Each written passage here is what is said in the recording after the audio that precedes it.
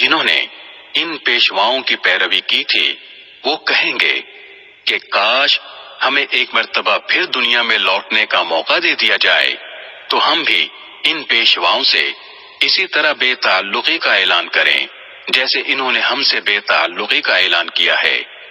اس طرح اللہ انہیں دکھا دے گا کہ ان کے اعمال آج ان کے لیے حسرت ہی حسرت بن چکے ہیں اور اب وہ کسی صورت دوزخ سے نکلنے والے نہیں ہیں۔ اے لوگو، زمین میں جو حلال پاکیزہ چیزیں ہیں وہ کھاؤ اور شیطان کے نقش قدم پر نہ چلو، یقین جانو کہ وہ تمہارے لیے ایک کھلا دشمن ہے۔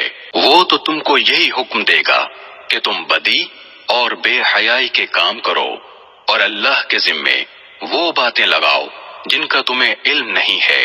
اور جب ان کافروں سے کہا جاتا ہے کہ اس کلام کی پیروی کرو جو اللہ نے اتارا ہے تو وہ کہتے ہیں کہ نہیں، ہم تو ان باتوں کی پیروی کریں گے جن پر ہم نے اپنے باپ دادوں کو پایا ہے۔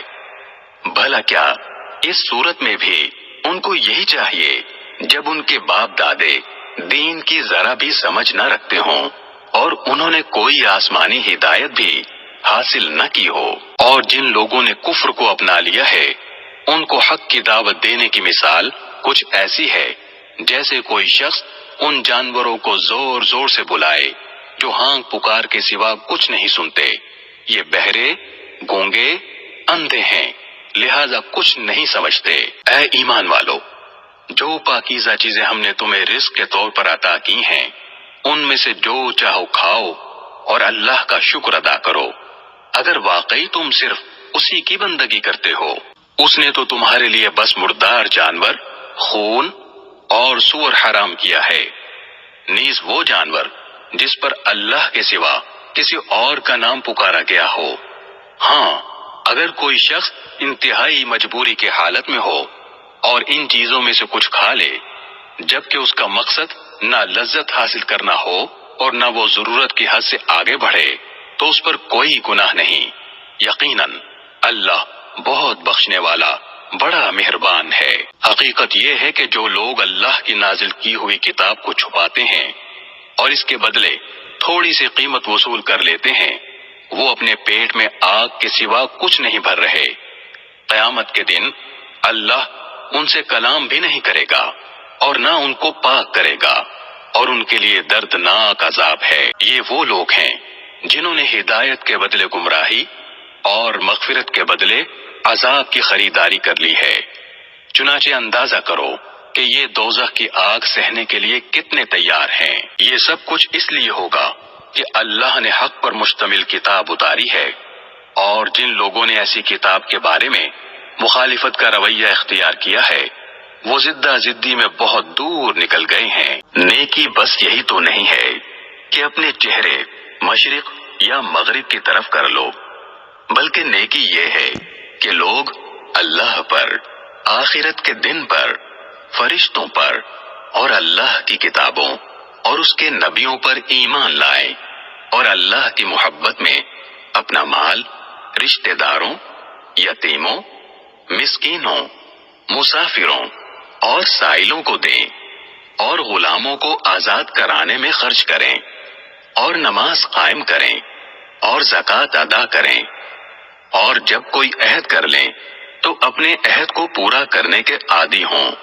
اور تنگی اور تکلیف میں نیز جنگ کے وقت صبر و استقلال کے خوگر ہوں۔ ایسے لوگ ہیں جو سچے کہلانے کے مستحق ہیں اور یہی لوگ ہیں جو متقی ہیں۔ اے ایمان والو، جو لوگ جان بوجھ کر ناحق قتل کر دیے جائیں ان کے بارے میں تم پر قصاص کا حکم فرض کر دیا گیا ہے۔ آزاد کے بدلے آزاد، غلام کے بدلے غلام اور عورت کے بدلے عورت ہی کو قتل کیا جائے۔ پھر اگر قاتل کو اس کے بھائی یعنی مقتول کے وارث کی طرف سے کچھ معافی دے دی جائے تو معروف طریقے کے مطابق خون بہا کا مطالبہ کرنا وارث کا حق ہے اور اسے خوش اسلوبی سے ادا کرنا قاتل کا فرض ہے۔ یہ تمہارے پروردگار کی طرف سے ایک آسانی پیدا کی گئی ہے اور ایک رحمت ہے۔ اس کے بعد بھی کوئی زیادتی کرے تو وہ دردناک عذاب کا مستحق ہے۔ اور اے عقل رکھنے والو، تمہارے لیے قصاص میں زندگی کا سامان ہے۔ امید ہے کہ تم اس کی خلاف ورزی سے بچو گے۔ تم پر فرض کیا گیا ہے کہ اگر تم میں سے کوئی اپنے پیچھے مال چھوڑ کر جانے والا ہو تو جب اس کی موت کا وقت قریب آ جائے وہ اپنے والدین اور قریبی رشتہ داروں کے حق میں دستور کے مطابق وصیت کرے۔ یہ متقی لوگوں کے ذمے ایک لازمی حق ہے۔ پھر جو شخص اس وصیت کو سننے کے بعد اس میں کوئی تبدیلی کرے گا تو اس کا گناہ ان لوگوں پر ہوگا جو اس میں تبدیلی کریں گے۔ یقین رکھو کہ اللہ سب کچھ سنتا جانتا ہے۔ ہاں، اگر کسی شخص کو یہ اندیشہ ہو کہ کوئی وصیت کرنے والا بے جا طرفداری یا گناہ کا ارتکاب کر رہا ہے اور وہ متعلقہ آدمیوں کے درمیان صلح کرا دے تو اس پر کوئی گناہ نہیں۔ بے شک اللہ تعالی بہت بخشنے والا بڑا مہربان ہے۔ اے ایمان والو، تم پر روزے فرض کر دیے گئے ہیں جس طرح تم سے پہلے لوگوں پر فرض کیے گئے تھے تاکہ تمہارے اندر تقوی پیدا ہو۔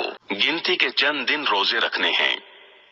پھر بھی اگر تم میں سے کوئی شخص بیمار ہو یا سفر پر ہو تو وہ دوسرے دنوں میں اتنی ہی تعداد پوری کر لے، اور جو لوگ اس کی طاقت رکھتے ہوں وہ ایک مسکین کو کھانا کھلا کر روزے کا فدیہ ادا کر دیں۔ اس کے علاوہ اگر کوئی شخص اپنی خوشی سے کوئی نیکی کرے تو یہ اس کے حق میں بہتر ہے، اور اگر تم کو سمجھ ہو تو روزے رکھنے میں تمہارے لیے زیادہ بہتری ہے۔ رمضان کا مہینہ وہ ہے جس میں قرآن نازل کیا گیا جو لوگوں کے لیے سراپا ہدایت اور ایسی روشن نشانیوں کا حامل ہے جو صحیح راستہ دکھاتی اور حق و باطل کے درمیان دو ٹوک فیصلہ کر دیتی ہیں۔ لہذا تم میں سے جو شخص بھی یہ مہینہ پائے وہ اس میں ضرور روزہ رکھے، اور اگر کوئی شخص بیمار ہو یا سفر پر ہو تو وہ دوسرے دنوں میں اتنی ہی تعداد پوری کر لے۔ اللہ تمہارے ساتھ آسانی کا معاملہ کرنا چاہتا ہے اور تمہارے لیے مشکل پیدا کرنا نہیں چاہتا تاکہ تم روزوں کی گنتی پوری کر لو، اور اللہ نے تمہیں جو راہ دکھائی اس پر اللہ کی تکبیر کہو، اور تاکہ تم شکر گزار بنو۔ اور اے پیغمبر، جب میرے بندے آپ سے میرے بارے میں پوچھیں تو آپ ان سے کہہ دیجئے کہ میں اتنا قریب ہوں کہ جب کوئی مجھے پکارتا ہے تو میں پکارنے والے کی پکار سنتا ہوں، لہذا وہ بھی میری بات دل سے قبول کریں اور مجھ پر ایمان لائیں تاکہ وہ راہ راست پر آ جائیں۔